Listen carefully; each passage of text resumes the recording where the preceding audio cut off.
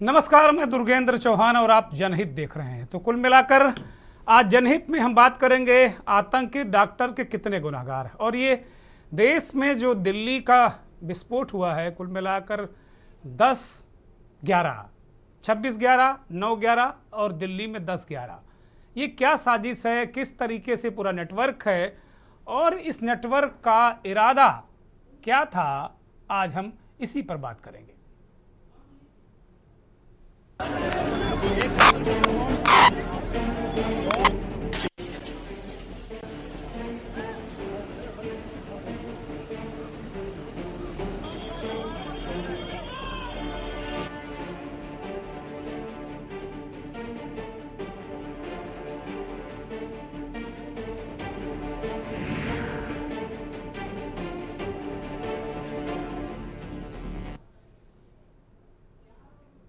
जनहित में आज का सवाल है कि जब जिंदगी देने वाले जिंदगी छीनने लगे या उसकी कवायद करने लगे तो इंसानियत कहाँ चली जाएगी। डॉक्टर एक ऐसा पेशा, एक ऐसा नाम जिसे धरती का भगवान कहा जाता है और दुनिया उस पर सबसे ज़्यादा भरोसा करती है। सफ़ेद कोट पहनने वाला यह इंसान भगवान जैसा ही माना जाता है, लेकिन जो मौत और ज़िंदगी के बीच खड़ा होकर हमें उम्मीद बंधाता है, जीवन बचाता है। लेकिन अब कुछ ऐसे मामले उजागर हुए हैं जिनसे इस भरोसे को झकझोर दिया है।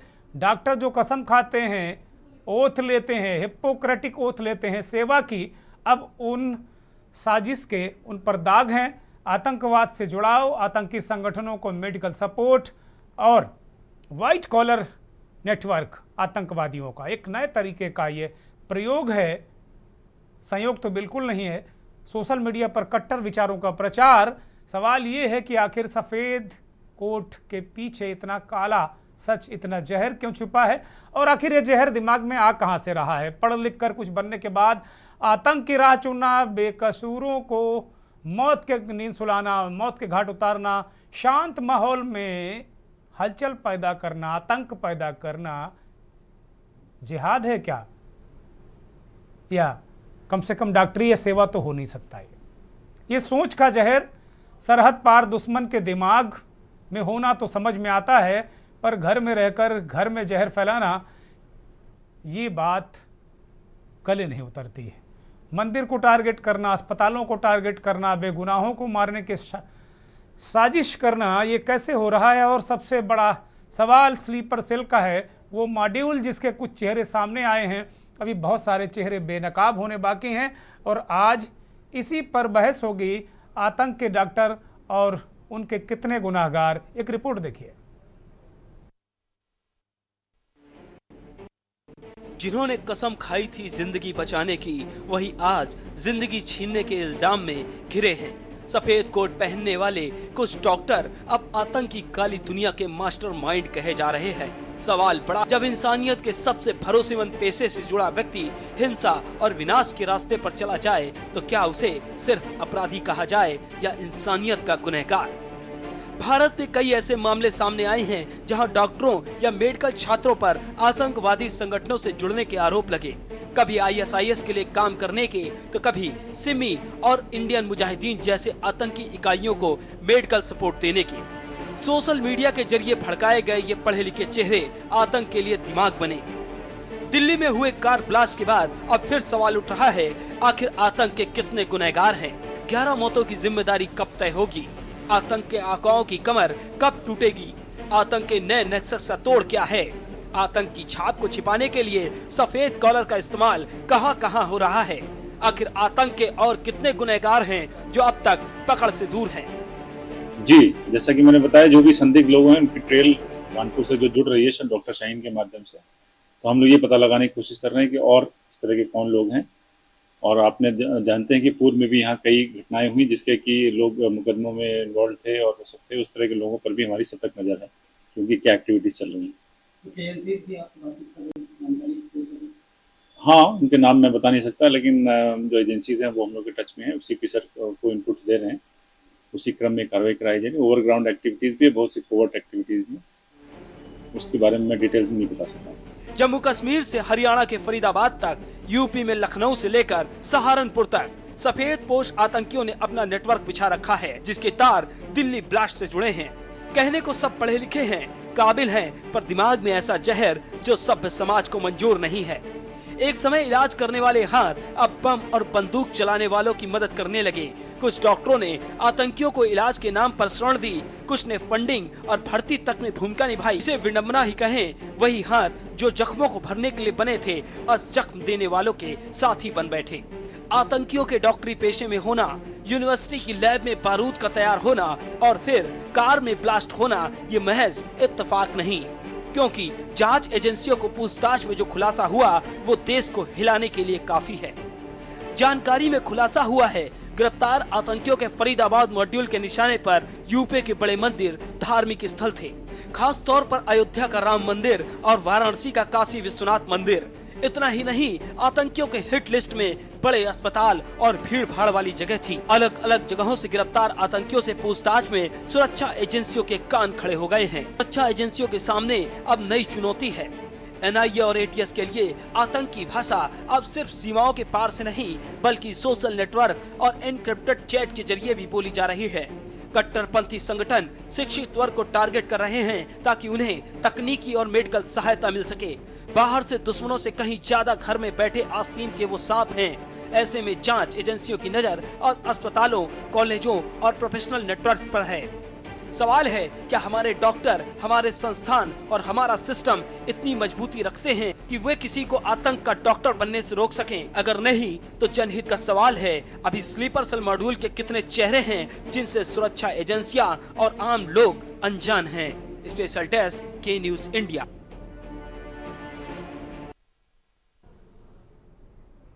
आतंकी डॉक्टर कितने हैं, अभी एक के बाद एक लगातार पर्दाफाश हो रहा है।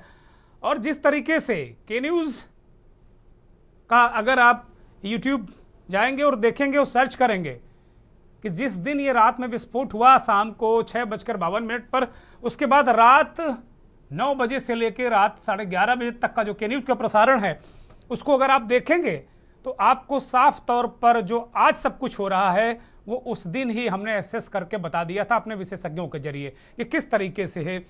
बहुत सारे लोग उस वक्त जब देश में ये मानने को तैयार नहीं थे कि जो गिरफ्तारियां हुई उससे दिल्ली के विस्फोट का कोई लेना देना है, बिल्कुल रूल्ड आउट लोग कर रहे थे। उस वक्त भी हमने इसी के न्यूज़ के मंच से इस बात को कहा था कि जो फरीदाबाद, दिल्ली, कश्मीर, सहारनपुर, तमाम जगह जो गिरफ्तारियां हुई, विस्फोटक वगैरह आया है, उसका रिलेशन इस विस्फोट से है। हमने ये बात को कहा था और आज एक एक चीज़ होती जा रही है, पूरी तरीके से ये चीज़ें परतें खुलती जा रही हैं। हमने ये भी कहा था उस वक्त की क्या कोई फिदायीन हो सकता है। देश में सबसे पहले के न्यूज़ ने इस बात की आशंका जताई थी कि क्या कोई फिदायीन हो सकता है, क्या कोई एक ऑटो पायलट एक हो सकता है, 3 हो सकते हैं, क्या कोई फिदायीन हो सकता है। आशंका व्यक्त की जा रही है कि डॉक्टर रहमान फिदायीन के रूप में था, ऐसी आशंका जताई जा रही है। बहुत सारी चीज़ें हमने जो कुछ अपने विशेषज्ञों के सहारे से घटना की रात को बताई थी, बहुत वो सारी चीज़ें निकल कर आ गई। तो अब सवाल ये नहीं है, सवाल ये है कि जो सीमा पार बैठे लोग हैं वो किस तरीके से हमारे लोगों का ब्रेन वॉश कर रहे हैं, हमारे देश के नागरिकों को, प्रोफेशनल्स को, डॉक्टर्स को, इंजीनियर्स को एक ऐसी ब्रेन वॉशिंग के जरिए एक ऐसा जहर उनके दिमाग में भर रहे हैं कि वो भारत के मुखालफत में, भारत के खिलाफ, भारत के लोगों के जान के दुश्मन बने हुए हैं।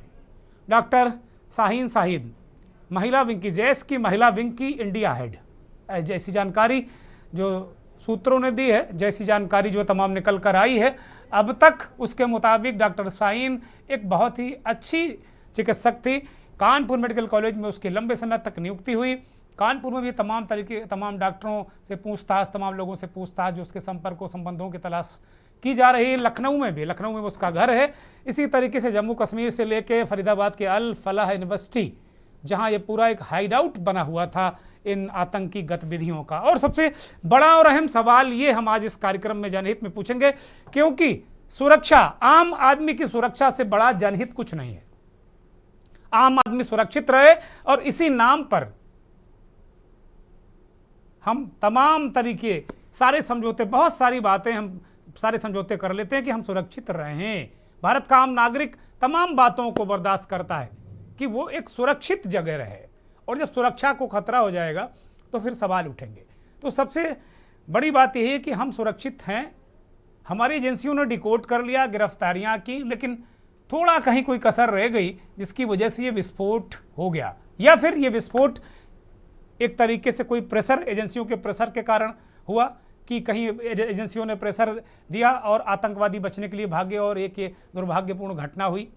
तो कहीं ना कहीं अगर एक दृष्टिकोण से देखेंगे तो हमारी एजेंसियों ने देश में बहुत भारी तबाही को बचाया है। लेकिन तमाम ये बातें भी कही जा रही हैं कि भाई 9/11, 26/11 और उसके बाद 10/11, ये 11वां महीना ही क्यों? इसकी कोई वजह है? एक बड़ा सवाल ये भी है। लेकिन स्लीपर सेल नेटवर्क, अब मैन टू मैन जो मुखबिरी होती थी उसका काम लगभग समाप्त है, लेकिन जो इलेक्ट्रॉनिक सर्विलांस है, बहुत सारी चीज़ें हैं, उनको लेकर इस देश में बहुत काम हो रहा है। AI को से बहुत काम हुआ है। बहुत सारे इस तरीके के तत्वों पर हम निगरानी रखते हैं, नज़र रखते हैं, लेकिन सुरक्षा पर इस घटना ने बहुत सारे सवाल तो खड़े किए हैं, इसमें कहीं कोई संदेह है नहीं। हमारे साथ इस देश के जाने माने सुरक्षा विशेषज्ञ, रक्षा विशेषज्ञ group captain MJ Augustine Vinod sir जुड़ गए हैं। बहुत स्वागत सर, धन्यवाद आपका। हमारे साथ आशुतोष शर्मा एग्जीक्यूटिव मेंबर हैं इंडियन मेडिकल एसोसिएशन IMA के, वो भी आ गए हैं। अशोक चौहान वरिष्ठ पत्रकार हैं, हमारे साथ इस कार्यक्रम में आ गए हैं। पूर्व DGP निर्मल कौर मैम भी आ गई हैं, बहुत स्वागत, बहुत धन्यवाद सभी का। विनोद गुप्ता हमारे सहयोगी हैं, पंजाब, हरियाणा और हिमाचल के ब्यूरो चीफ हैं, CPHH के ब्यूरो चीफ हैं, हमारे साथ जुड़ गए हैं चंडीगढ़ से। मनीष तिवारी संवाददाता हैं, हमारे वरिष्ठ सहयोगी हैं, लखनऊ से जुड़ गए हैं। अभी और सहयोगी हमारे साथ जुड़ेंगे। मनीष और विनोद के पास सबसे पहले मैं जाऊंगा। मनीष, पूरा कानपुर, लखनऊ, पूरा उत्तर प्रदेश का पूरा इलाका और इस तरीके की सारी चीज़ें, कार्रवाई, जगह जगह स्लीपर सेल, इतना बारूद सब घूमता रहा, फरीदाबाद, दिल्ली के निकट, यूपी के बॉर्डर के निकट, और उत्तर प्रदेश में भी तमाम गिरफ्तारियां और तमाम पूछताछ चल रही है। UP ATS भी काम कर रही है, STF भी काम कर रही है। किस तरीके से ये अब तक जो जानकारी आपके पास है, दर्शकों को किस तरीके से आप बताना चाहेंगे कि अब तक हमने क्या सफलता हासिल की और क्या क्लूज मिले हैं अब तक? मनीष।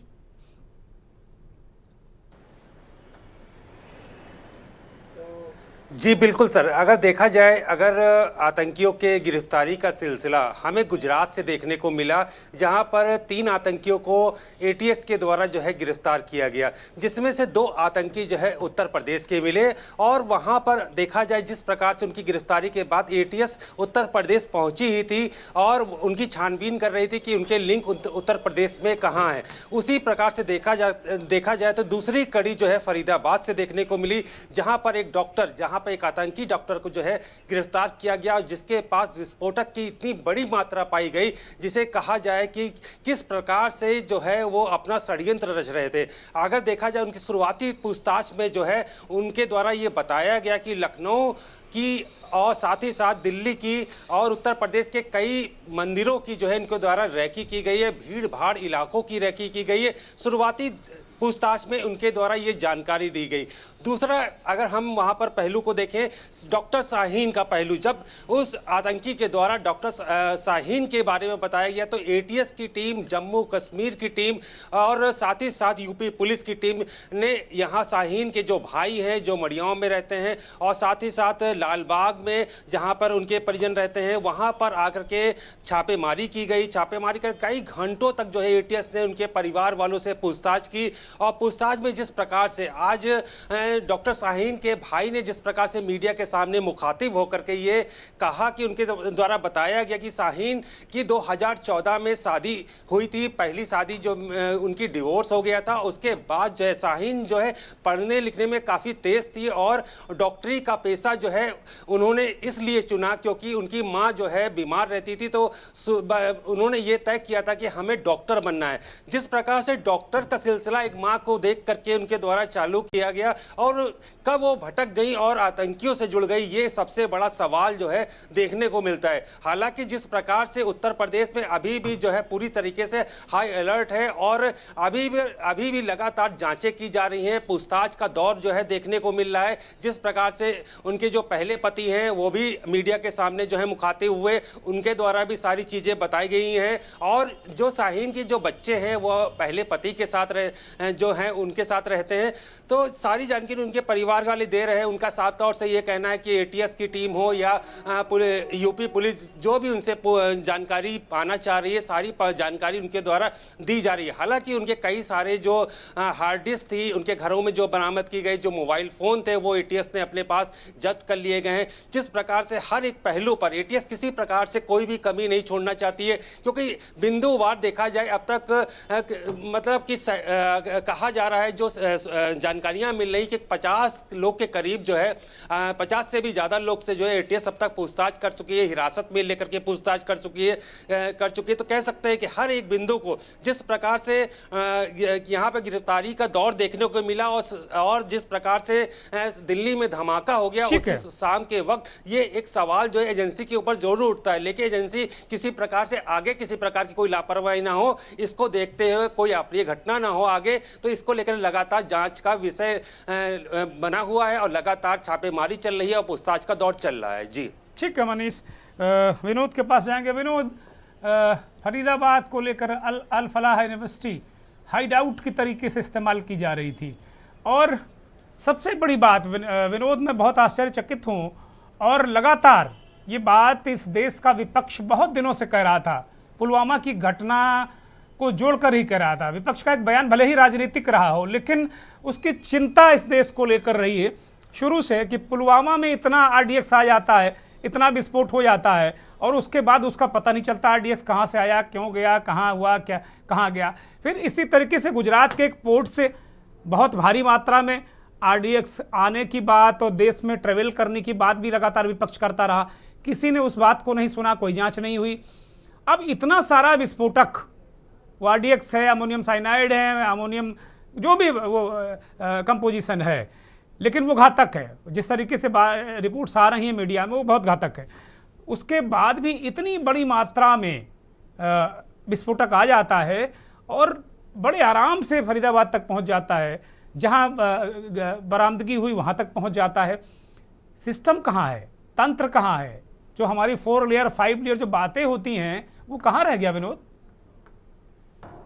जिस तरह से हरियाणा के फरीदाबाद के अंदर लगभग 300 किलो प्लस 9 ये कह लीजिए 3000 किलो के करीब जो अमोनिया कह लीजिए, जो आरडीएक्स कह लीजिए, वो पकड़ा गया है। चाहे गुजरात के अंदर हो, चाहे कई है जो लोग हैं जो आतंक से जुड़े हैं वो लखनऊ से पकड़े गए हैं, फरीदाबाद और सहारनपुर के साथ साथ गाजियाबाद से पकड़े गए हैं। और इसकी जो कार्रवाई है वो कहीं ना कहीं पुलवामा से जुड़ी है, पुलवामा जैसे मोहम्मद से जुड़ी है। और इसी को देखते हुए चाहे वो जम्मू कश्मीर पुलिस हो, इंटेलिजेंस हो, फेल जरूर हुई है, परंतु फेल होते होते बच भी गई है। जिस तरह से जो एक आतंकवादी घटना, एक बड़ी घटना को अंजाम देना था 3000 किलो आरडीएक्स के साथ साथ, वो उसको कहीं ना कहीं इंटेलिजेंस ने समय रहते अपना पकड़ भी लिया है और कहीं ना कहीं एक बड़ी घटना को अंजाम देते हुए बचा लिया है। यही कारण कि शायद जो विपक्ष था सरकार के खिलाफ बार बार बोल रहा था कि इंटेलिजेंसी कहाँ है, सरकार कहाँ है, पुलवामा अटैक जो हुआ है उसको देखते हुए सरकार ने किस तरह की रणनीति तय की है, उस कहीं ना कहीं विपक्ष भी ठीक था। और विपक्ष ने जो आवाज उठाई है, इस पहली बार कह सकते हैं कि विपक्ष ने जो सरकार के मुखर होकर बोला है कि आप पुलवामा को लेकर सतर्क रहिए, कहीं ना कहीं बड़ी घटना हो सकती है, आज वो साबित हुआ है। और 300 किलो जो आरडीएक्स पकड़ा गया और एक बड़ा दिल्ली के अंदर जो घटना घटी है और इसमें अब तक 12 लोग अपनी जान गंवा चुके हैं, तो कहीं ना कहीं विपक्ष सरकार के लिए और इंटेलिजेंस के लिए एक बड़ा सवाल छोड़ के गया है। जी हाँ, निश्चित तौर पर विनोद, ये अपने आप में बड़ा महत्वपूर्ण है और बड़ा सवाल है। इतना बड़ा विस्फोटक आया कैसे, क्या चीज़ें हुई, क्या नहीं हुई, और जो आप कह रहे हैं कि भाई ये एजेंसियों ने वक्त रहते पकड़ लिया, तो जो कश्मीर में मौलवी है वो जैश के पोस्टर लगा रहा था, आपत्तिजनक पोस्टर उसने लगाए और वहीं से जम्मू कश्मीर पुलिस ने इस चीज़ को उठा लिया। अगर वो पोस्टर नहीं लगाता तो मुझे लगता है सारा विस्फोटक हमारे नागरिकों की जान ले रहा होता, कहीं बिल्कुल नहीं। इसमें मैं बिल्कुल किसी को क्रेडिट देने के आज बिल्कुल पक्षधर नहीं हूँ कि क्रेडिट नहीं है किसी को। ये भारत की किस्मत है, नागरिकों का लक है, उनका वो है कि वो आदमी कहीं इस तरीके के आपत्तिजनक पोस्टर लगाता रहा और वो पोस्टर पर निगाह पड़ी पुलिस की बहुत बेहद आपत्तिजनक। और उसको पूछताछ शुरू की तो कड़ियाँ खुलती गई, सहारनपुर आ गई, फिर इधर आ गई, फिर अल फलाह यूनिवर्सिटी आ गई, फिर लखनऊ चली गई, गुजरात तक कड़ियाँ चली गई। और गुजरात को लेकर तो बार बार ये कहा जाता रहा है कि भाई वहाँ के पोर्ट से विस्फोटक आ रहा है, नशे की खेप आ रही है। इस पर कोई जवाब नहीं देता इस देश में। विनोद, बिल्कुल, देखिए जिस तरह से इंटेलिजेंस, अगर बात बात जो विपक्ष है जिन्होंने बार बार सवाल उठाए सरकार के ऊपर और खासकर इंटेलिजेंस के ऊपर, पुलवामा में एक अटैक होता है, उसके बाद कहीं ना कहीं एक बड़ी घटना, क्योंकि दुश्मन जो है जिस तरह जैसे मोहम्मद है उसके परिवार खत्म कर दिया गया, वो तो बैठने वालों में नहीं है, वो पलट कर जवाब देता है। और उसी का एक रिएक्ट जो हमने 3000 किलो RDX देखा या एक दिल्ली के अंदर घटना देखी, उसी का एक रिएक्शन है। और कहीं ना कहीं इंटेलिजेंस की बात कर ले, विपक्ष की बात कर ले, और जिस तरह से RDX या अमोनिया कह लीजिए यूनिवर्सिटी तक पहुंचा, क्योंकि पढ़े लिखे लोग थे, जितने भी थे डॉक्टर थे, और इन्होंने किस तरह से एक दूसरे को देश के खिलाफ भड़काया और किस तरह की रणनीति की, कहीं ना कहीं सरकार के ऊपर प्रश्न चिन्ह तो है। परंतु इतना जरूर है कि जो सरकार के अंदर इंटेलिजेंस विभाग के कुछ लोग बैठे हैं जिन्होंने समय रहते इसको डिस्क्लोज किया, या कह लीजिए जो लोग पकड़े, और पिछले जो सूत्रों से बताया जा रहा है कि जनवरी से ही ये जो घटना थी इसको अंजाम देने की कोशिश की जा रही थी। और अकेले दिल्ली के अंदर ही नहीं, दिल्ली के अंदर एक बाई चांस ही घटना घटी है, दिल्ली के साथ साथ कई राज्यों के अंदर कई बड़े धार्मिक स्थानों पर, देश के जो ऐतिहासिक स्थान है उनके ऊपर 26/11 जैसी 200 जगहों पर इन्होंने अंजाम देना था। परंतु शायद समय रहते जो भाग्य, लक बाय चांस कह लीजिए, भाग्य कह लीजिए, जो भारत के लिए है वो बचाव हुआ और शायद बहुत घटी। परंतु बहुत शुक्रिया विनोद, बहुत शुक्रिया मनीष साहब दोनों का। आप लगातार नजर बनाए रखिए। मैं एक ब्रेक पर जा रहा हूँ, ब्रेक से लौटूंगा तो इस पर बात होगी, आतंक के डॉक्टर कितने गुनाहगार। आप देख रहे हैं के न्यूज, खबरों का सारथी।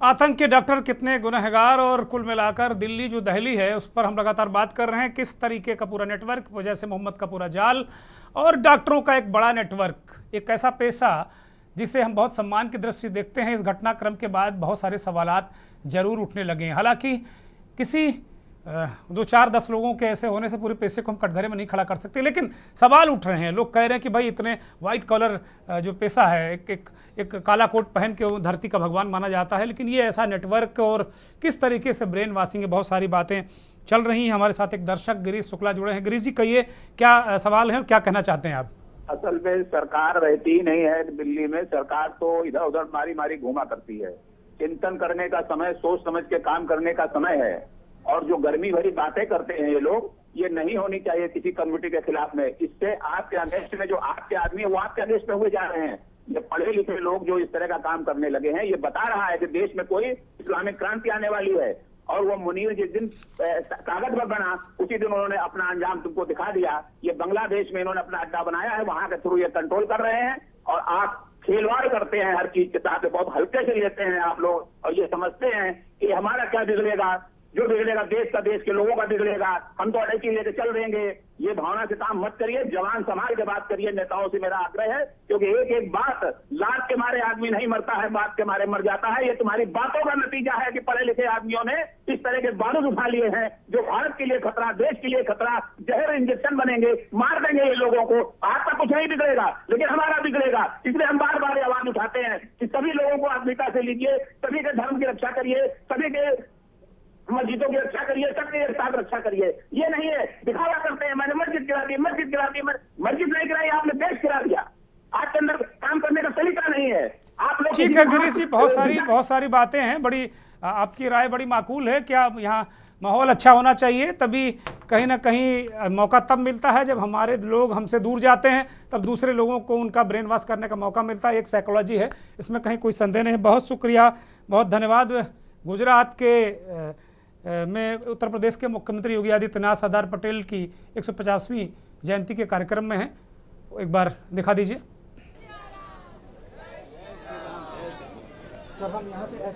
गुजरात का केवड़िया है, केवड़िया में वो पहुंचे हैं। सरदार पटेल की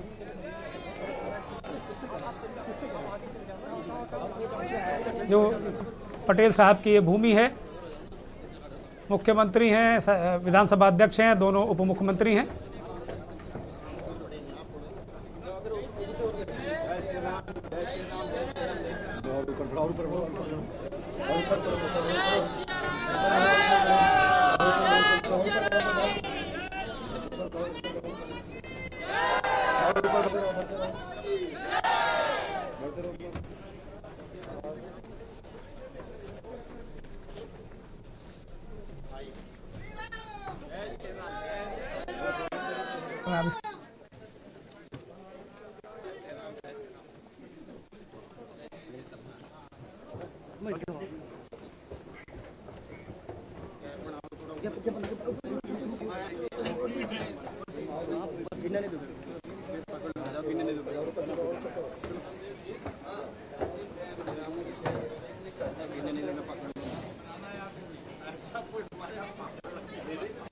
हैं और उनके साथ उत्तर प्रदेश के दोनों उप मुख्यमंत्री हैं और विधानसभा के अध्यक्ष सतीश महाना भी वहां पर पहुंचे हैं।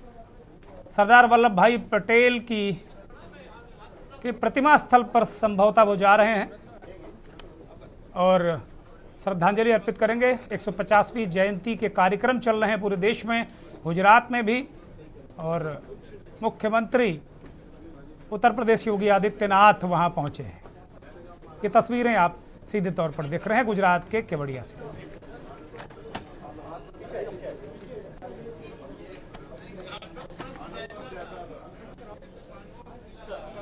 ये सीधी तस्वीरों में आपको नजर आ रहे हैं उत्तर प्रदेश के मुख्यमंत्री योगी आदित्यनाथ, और वो विशाल प्रतिमा को नमन करने गए हैं, सरदार पटेल को श्रद्धांजलि अर्पित करने गए हैं उत्तर प्रदेश के मुख्यमंत्री योगी आदित्यनाथ। साथ में दोनों डिप्टी सीएम ब्रजेश पाठक और केशव मौर्य भी हैं। सतीश महाना उत्तर प्रदेश के विधानसभा के अध्यक्ष।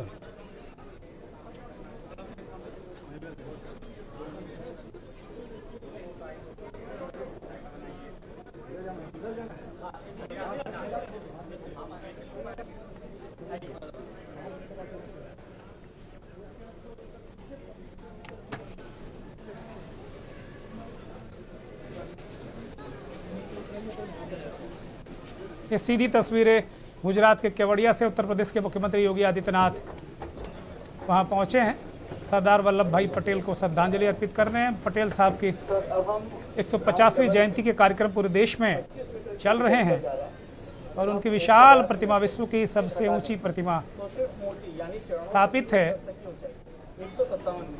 श्रद्धांजलि देने जा रहे हैं उत्तर प्रदेश के मुख्यमंत्री योगी आदित्यनाथ। ये पटेल साहब की विशाल प्रतिमा है।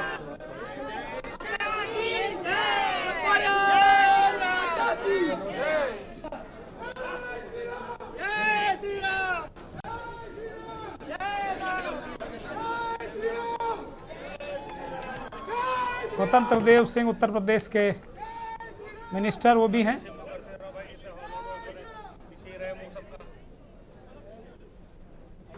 देखो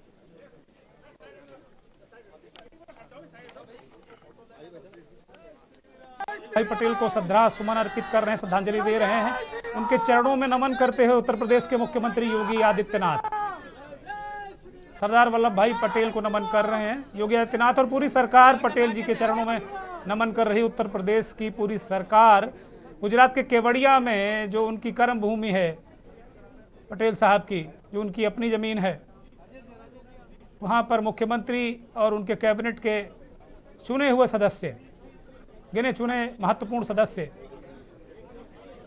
जयवीर सिंह पर्यटन मंत्री नज़र आ रहे हैं,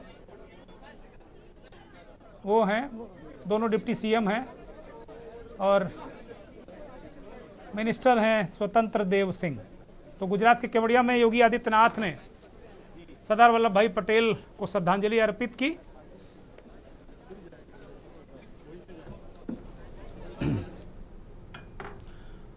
और सीधे हम आते हैं आतंक के डॉक्टर कितने गुनाहगार। हमारे साथ वरिष्ठ पत्रकार हैदर नकवी साहब भी जुड़ गए हैं। मेहमानों से माफ़ी, चूँकि ये कार्यक्रम महत्वपूर्ण है इसलिए हमें इसमें जाना ही पड़ा।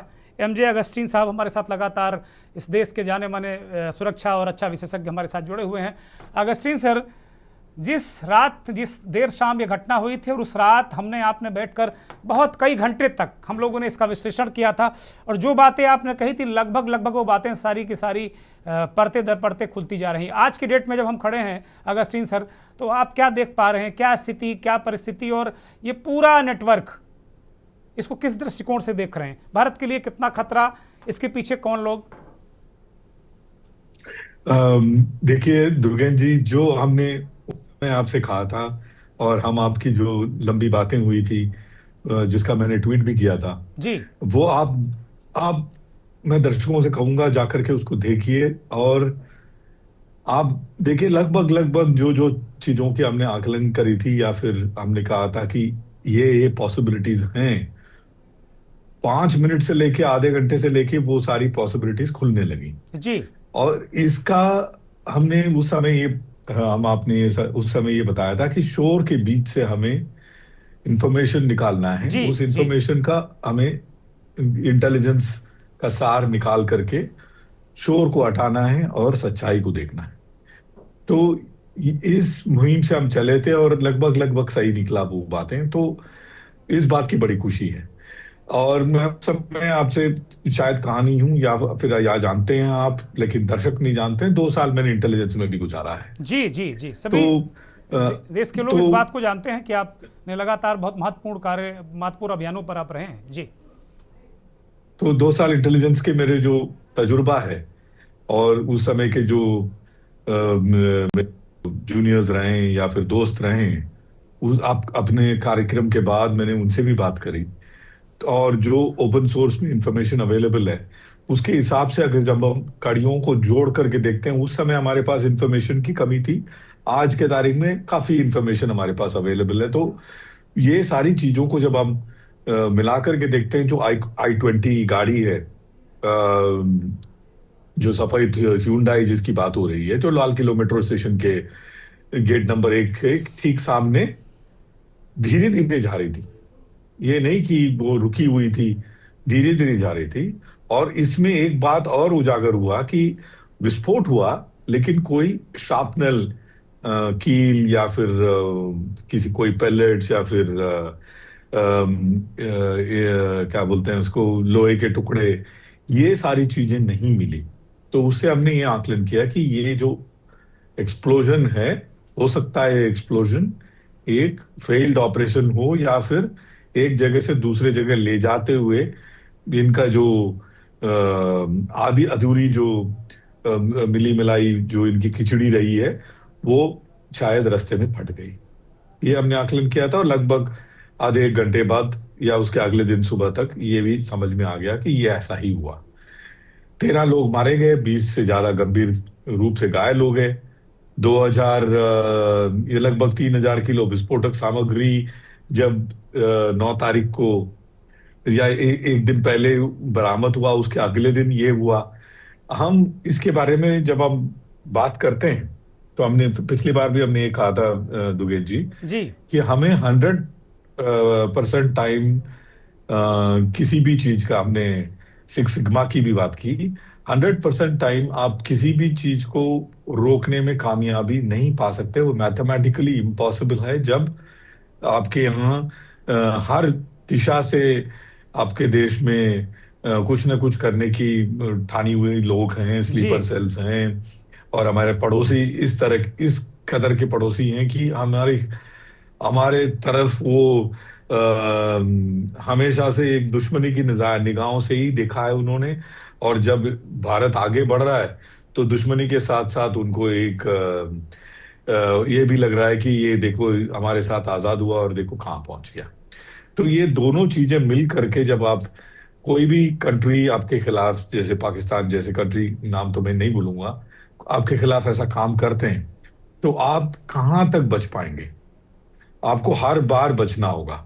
और एक और बहुत दुर्गेश जी आपने महत्वपूर्ण चीज की जिक्र की, वो है कि पोस्टर देखते देखते पोस्टर के पीछे पड़ के एक आईपीएस ऑफिसर ने ये पकड़ा है। लेकिन आप देखिए, इंटेलिजेंस ऐसे ही काम करता है दुर्गेश जी, और ये मुझे दर्शकों को समझाना जरूरी है। इंटेलिजेंस काम कैसे करता है?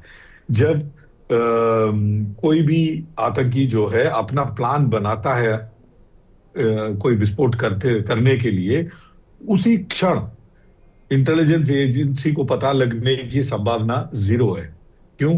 क्योंकि 2-4 लोग मिल करके उसका प्लान बनाते हैं और आपको कहीं किस एरिया में विस्फोट करने की कोशिश करते हैं। जी।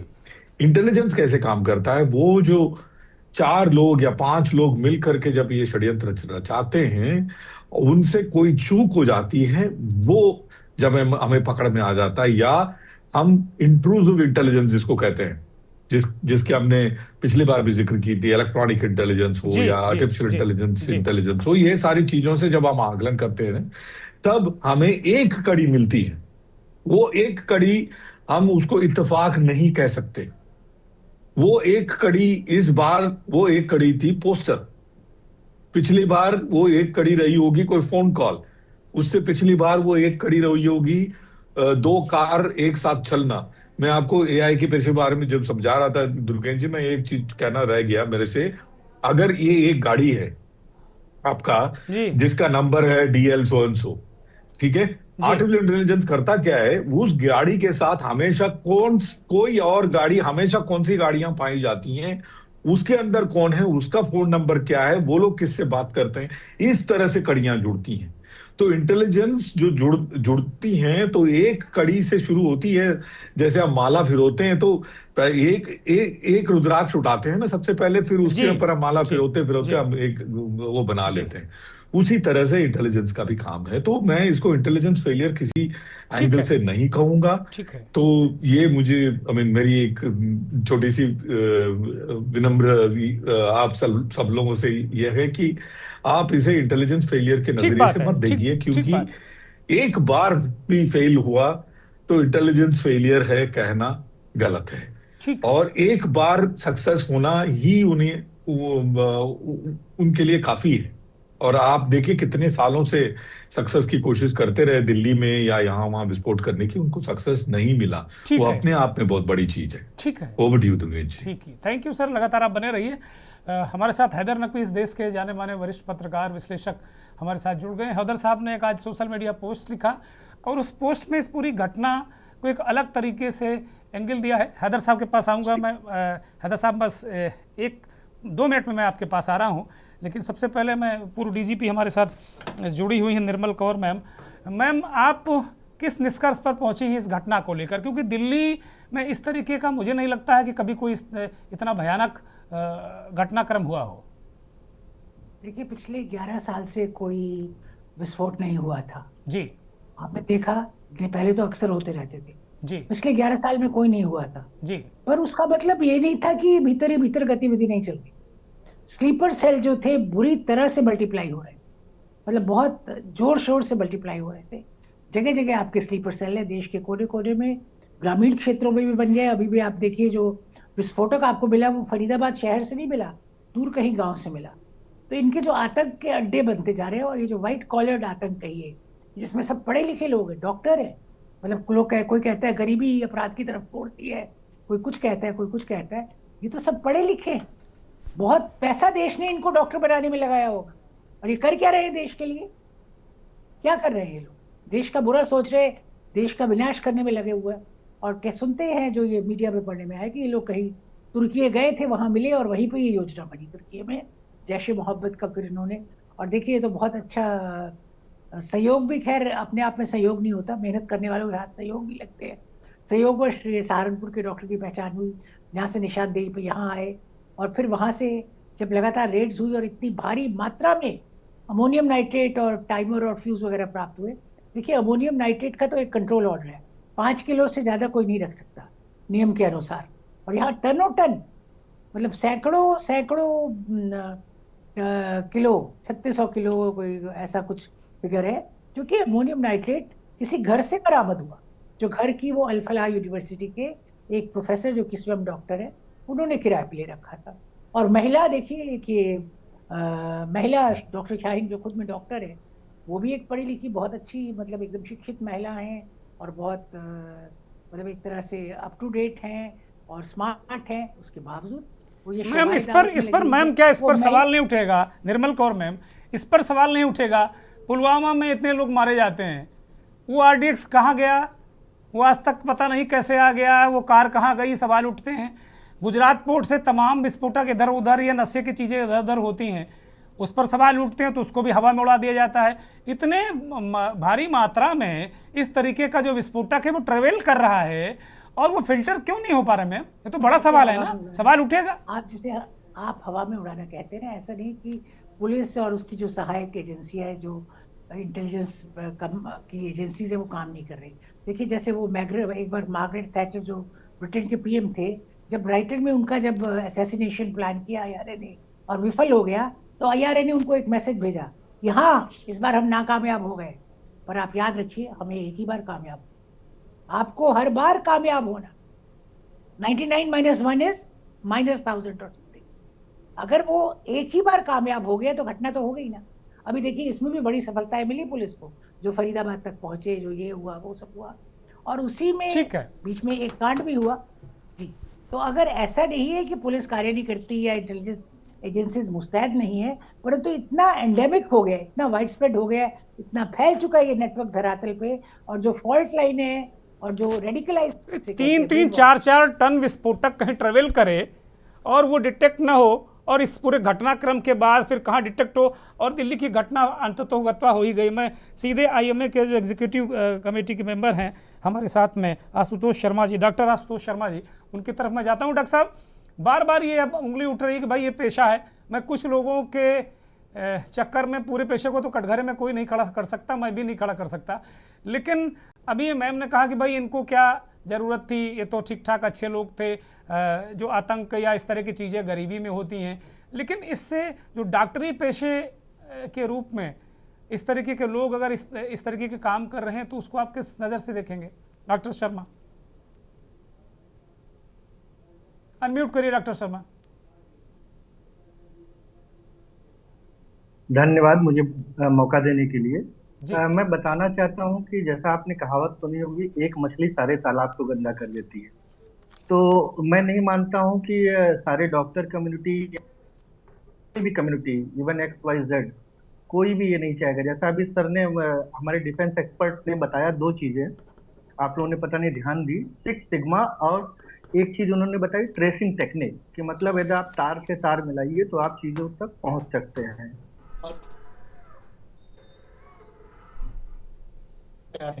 6 सिग्मा जो होता है, यदि आप 1 मिलियन प्रोडक्ट प्रोड्यूस कर रहे हैं तो 3.8 मतलब 4 के लगभग डिफेक्ट होना तब भी है। और क्वालिटी इसी बात पे निर्भर करती है। आपको एक छोटा सा एग्जांपल ले लूं, ब्रिटानिया अपने फ्रूट डालती है एक केक में, उसका एक पर्टिकुलर एंगल होता है, उस एंगल पे नहीं होता तो सारे लॉट को डिस्कार्ड कर दिया जाता है। ये क्वालिटी मेंटेन करती है। अभी मैम अमृत कौर मैम का मैं बयान सुन रहा था, ठीक है, पुलवामा पे चाहे डीजीपी या चाहे जो भी काम कर रहा हो, क्या उसकी क्या रिपोर्ट आई, क्या हम कुछ हद तक सफल हुए कि नहीं हुए? दूसरी बात, हमारे डॉक्टर्स का यदि किसी ने ब्रेन वॉश किया है तो ऐसी जगहों का पता लगाना हमारी इन्वेस्टिगेटिंग एजेंसी का ही काम है। हम ये नहीं करें, जैसे डॉक्टर मैं हूँ, मैं सारे पेशेंट नहीं बचा सकता हूँ, कुछ ना कुछ पेशेंट चाहे बीमारी के कारण किसी कारण से एक्सपायर हो जाते हैं। उसी तरीके से इन्वेस्टिगेशन एजेंसियां भी होती हैं जो कहीं ना कहीं चूक हो सकती है, बट इसके मतलब ये नहीं है कि हम अपने कार्य को रोक दें। और रही बात डॉक्टर्स की, तो मैं बहुत अच्छे से जानता हूँ कि जब हम लोग इस प्रोफेशन में आते हैं तो सबसे पहला है, हमें दूसरों का दर्द ही दिखाई देता है।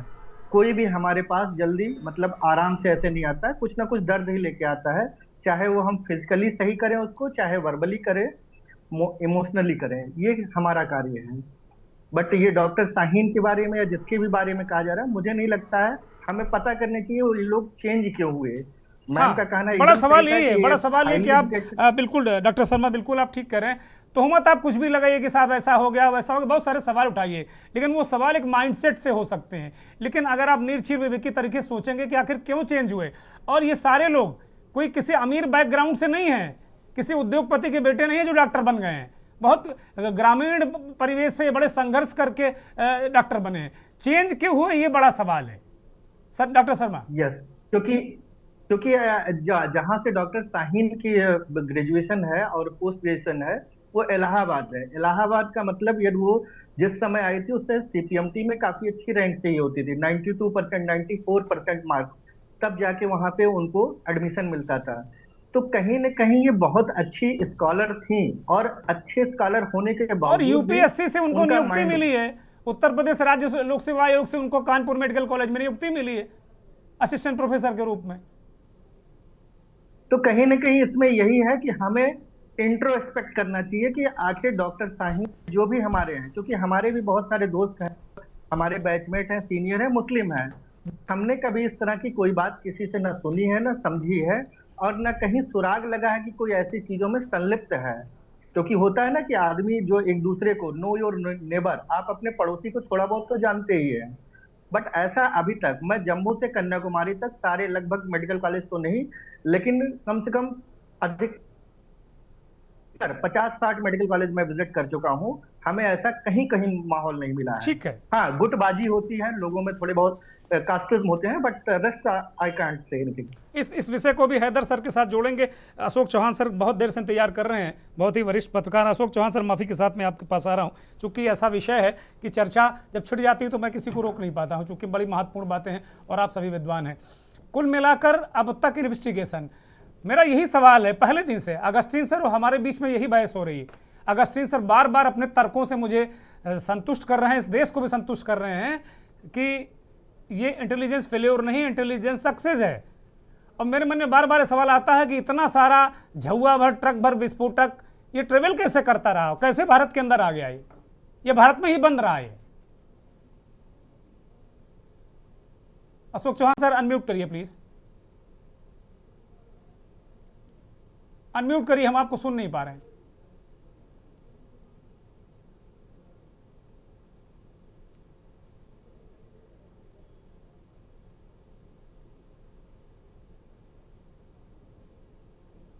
हेलो जी बोलिए प्लीज, सुनाइए, पढ़ रहे हैं हाँ, आपका अब। हाँ जी देखिए, आतंकवादियों का कोई धर्म नहीं होता, उनका कोई मजहब नहीं, उनका कुछ नहीं, उनका काम है विनाश करना।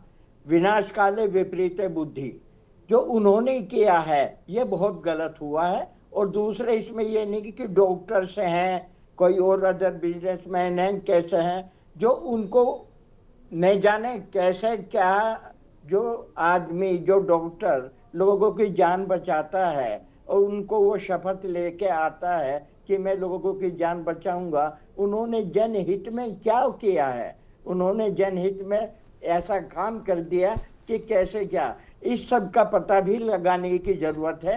और जो जैसे कहते हैं कि हमारी जो है इंटेलिजेंस फेलियर है, या ऐसा नहीं है। इंटेलिजेंस और हमारी अदर जो एजेंसीज हैं उनका मनोबल नहीं गिराना चाहिए, वो अपने स्तर पे काम करती रही हैं। अभी डीजीपी अपनी बोल रही थी कि आज कौन क्या कर रहा है, कैसे कर रहा है, उसके बारे में तो पता आदमी को जब लगता है, जब कोई अपना इस तरह की कोई घटना हो जाए या उससे पहले कहीं कुछ अपना कोई थोड़ा सुराग लग जाए, तो उस हिसाब से आदमी करता है।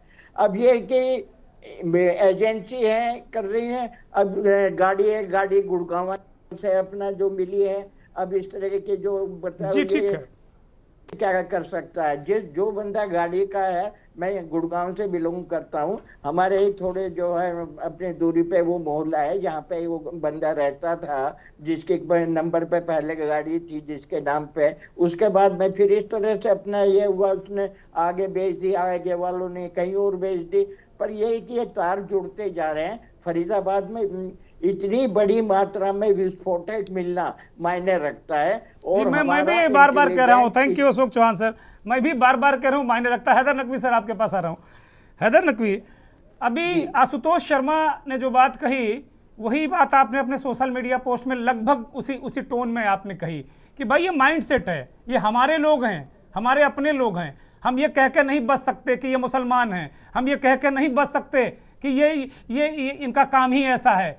हमको अपने लोगों को संभाल के चलना होगा, अपनी जवान को संभाल के रखना होगा। अभी दर्शक गिरीश शुक्ला इस बात को कह रहे थे, जो बार बार हम इस तरीके की बातें करते हैं कहीं ना कहीं लोगों के दिमाग में गुमड़ती हैं और वो बहुत आहत होते हैं। और इस तरीके की जो चीज़ें हो रही हैं कहीं ना कहीं इसके पीछे चीज़ें हैं। लेकिन आप बहुत लंबे समय तक एजेंसीज को फॉलो करते रहे हैं, तमाम आतंकवादी संगठनों के बारे में आपका लंबा अध्ययन है, इस पूरे घटनाक्रम पर क्या कहेंगे हैदर नकवी? नमस्कार दुर्गेन भाई। जी नमस्कार। ये जो डॉक्टर्स का इन्वॉल्वमेंट है ये मतलब डिस्टर्बिंग है, मतलब for a community as a whole, और इसको एक आइसोलेटेड उसमें नहीं देखना चाहिए और इसको एक हॉलिस्टिक वे में देखा जाने की जरूरत है। और इसको लेकर कम्युनिटी को कुछ करेक्टिव मेजर्स अब करना पड़ेंगे। अब कम्युनिटी सिर्फ इस बात को कह के नहीं रह सकती कि साहब इस्लाम ऐसा नहीं है। अगर आपके पढ़े लिखे, और हमको अपने एजुकेशन सिस्टम को भी देखना पड़ेगा कि वो किस तरीके का है कि इतने उसके बावजूद भी वो अपनी भावनाओं पर नियंत्रण नहीं रख पा रहे हैं। यानी कि इतना पढ़ने लिखने के बाद भी उनके दिमाग के एक हिस्से में उनका पूर्वाग्रह या जो प्रेजुडिसेस हैं, बाइसेस हैं, वो कहीं ना कहीं जिंदा है। तो फिर वो कैसे आप मतलब पहले तो यही माना जाता था कि पढ़ा लिखा आदमी है, उसका जहन खुला होगा, वो रेडिकलाइज नहीं हो सकता आसानी से, वो पढ़ा लिखा आदमी है, खुले दिमाग का है, हो सकता जी। लेकिन आप इसमें जी बोलिए, बहुत ब्राइट लोग हैं जो बहुत अच्छा अर्न कर रहे थे, उसके बाद भी उन्होंने अपना करियर, अपनी लाइफ, सब कुछ रिस्क किया। भाई एक डॉक्टर तो मरा ही ना उस एक्सप्लोजन में रेड फोर्ट पर। जी जी। तो अब ये एक बड़ा सवाल है कम्युनिटी के सामने। रही जहां तक इसकी बात, तो मुझे ये लगता है कि ये इंटेलिजेंस फेल्योर तो मैं नहीं कहूंगा, लेकिन मैं ये जरूर कहूंगा कि इंटेलिजेंस कॉम्प्लेसेंसी हुई है इस मामले में। शायद उनको लगता था कि 2014 के बाद घटनाएं नहीं हुई। ये पठानकोट के बाद एक घटना है जो बियॉन्ड कश्मीर हुई है जी। पठानकोट जो एयरबेस पे अटैक हुआ था जी। अब उसके पीछे ये मान लीजिए कि शाह नासिर जंजुआ जो थे एनएसए, और हमारे एनएसए अजीत डोवाल साहब, इनकी एक मीटिंग हुई थी बैंकॉक में जी। अब उसमें जो फाइनल डिटेल्स हैं वो तो अलग हैं, लेकिन उसमें ये एक मोटा मोटा शायद ये अग्रीमेंट रीच हुआ था कि भाई आप बाहर नहीं आने देंगे, बियॉन्ड कश्मीर नहीं आने देंगे चीजों को। तो शायद वो कॉम्प्लेसेंसी रही हमारी एजेंसीज में, और मतलब ये मॉड्यूल वर्क करता रहा, क्योंकि देखिए 5-6 डॉक्टर्स 350 किलो के आसपास अमोनियम नाइट्रेट इकट्ठा नहीं कर सकते जी। वो कहीं ना कहीं से सोर्स कर रहे थे, तो वो उसमें एक से मतलब 5 से कहीं ज्यादा लोग होंगे, क्योंकि आप ऐसा भी नहीं है कि 6 महीने में इतना प्रोक्योर कर लेंगे, आप धीरे धीरे धीरे धीरे इसको प्रोक्योर कर रहे होंगे। स्लीपर सेल के मल्टीप्लिकेशन को लेकर क्या कहेंगे हैदर? जो स्लीपर सेल मल्टीप्लाई होते हैं, अभी निर्मल कौर जी कह रही थी। अब निर्मल जी पुलिस की रही हैं तो उनको ज्यादा इंटेलिजेंस होगा। मतलब स्लीपर सेल इतना आसान नहीं होता है कि आप जैसा बता दिया जाता है कि गली गली स्लीपर सेल है। आपको एक आदमी को रेडिकलाइज करने में महीनों लगते हैं, उन पे आपको पैसा खर्च करना पड़ता है। आप जब इंटरनेट यूज कर रहे होते हैं तो जो सामने पीछे बैठा हुआ है किसी उसमें इंटरनेट के दूसरी तरफ, मतलब आपकी स्क्रीन के दूसरी तरफ, अब वो ये नहीं मालूम है कि कौन है, वो एक पाकिस्तानी आईएसआई का हैंडलर है या लश्कर तैयबा का ऑपरेटिव है या जैश ए मोहम्मद का ऑपरेटिव है। आप तो उससे बात कर रहे हैं, वो धीरे धीरे आपको कन्वर्ट कर रहा है, और फिर उनका कन्वर्जन इजीली हो जाता है। जो कहीं ना कहीं अपने को आइसोलेटेड मानते हैं, कहीं ना कहीं वो अपने को ऑप्रेस्ड मानते हैं, तो उनका कन्वर्जन इजी होता है थोड़ा सा। लेकिन ऐसा नहीं है कि मतलब आप उठे और स्लीपर सेल एक जैसे फिल्मों में दिखा दिया गया कि उसने फोन किया और वो एक्टिवेट हो गया, and this is not like that, जो मेरा अपना एक्सपीरियंस है। ठीक है, ठीक है। इनके क्या है, इसमें 2 ग्रुप्स का टेलीग्राम्स के ग्रुप है। एक तो फरजंदुल दारुल उलूम करके टेलीग्राम का एक है, एक उमर बिन खताब का है, और दोनों हैं ये जो थे क्या कहते हैं टेलीग्राम्स ग्रुप जिनको रेडिकलाइजेशन के उसके लिए इस्तेमाल किया जा रहा था, वो पाकिस्तान से हैंडल्ड हैं।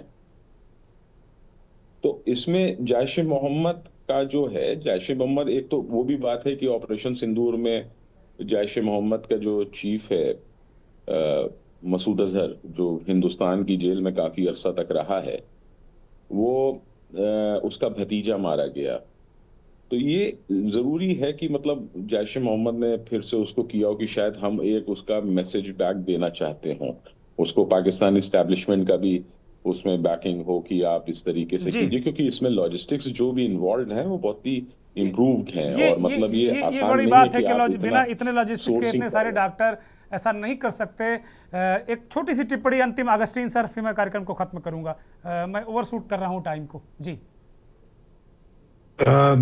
धन्यवाद जुर्गेन जी। दो चीजें मैं समझाना चाहूंगा। पहली बात, आप किसी चीज का हवाला दे करके किसी को कन्विंस कर सकते हैं।